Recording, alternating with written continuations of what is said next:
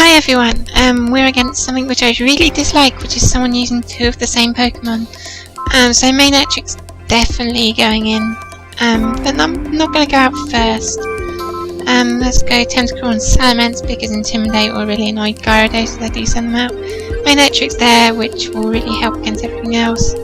And Miltank, I think, is my last Pokemon. I'm quite tempted by Jump Bluff as well.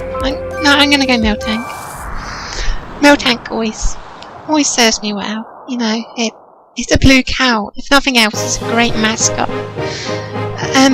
Yeah, this is my second attempt to get recorded my shiny team. Last time I went up against Rental Pass, I wasn't in the mood for playing with my enemies, so I kind of wiped them out in 2 turns.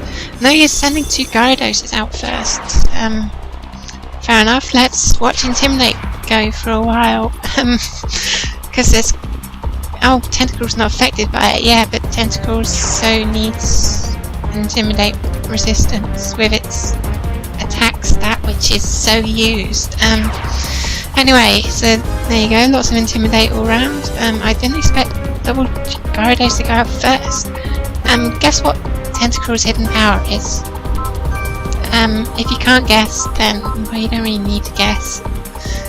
So I'm gonna Hidden Power Electric on one of them and Toxic the other one. Kinda hope Tentacruel will go first. Depends what nature they are, and I can't remember what nature my Tentacruel is, so... anyway, probably not the one I want it to be, but... which would be Jolly, wouldn't it? Lowest attack plus special attack. Oh, I do go first anyway, so they're probably not whatever it needs to be. Hidden Power Electric does times 4 damage to Gyarados. Gyarados goes down. Toxic puts badly poisoned on Gyarados. Gyarados goes down in what, 8 turns or something if I don't do anything else. And Gyarados does Fire Blast. Interesting on a dragon. Very interesting. Not sure I agree with your choice of moves there, my friend. How about you try another one next turn, and we'll see how that works, yeah?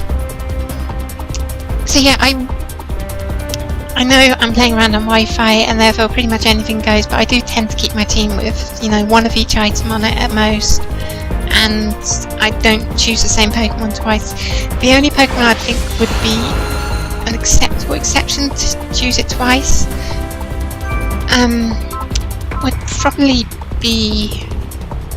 I'm gonna go Surf to hit that Aerodactyl, and Roost on Salamence to take care of the fact that it's going to be surfed.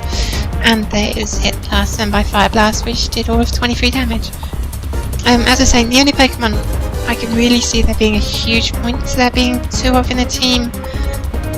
No, I can actually think of 2 Arceus, because obviously it's different type depending which one you have.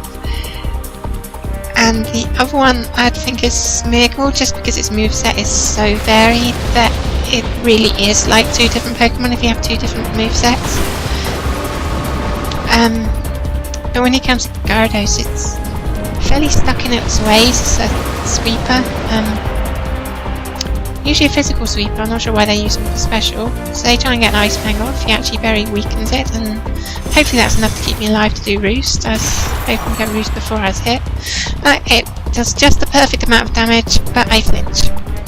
And Gyarados uses Strength. They've been intimidated once, so it's not too bad. And badly poison hits them again. Right, I'm going to go for exactly the same moves this turn, because Surf will finish off Aerodactyl, so I'm no longer facing Ice... not Ice Claw, Ice Fang.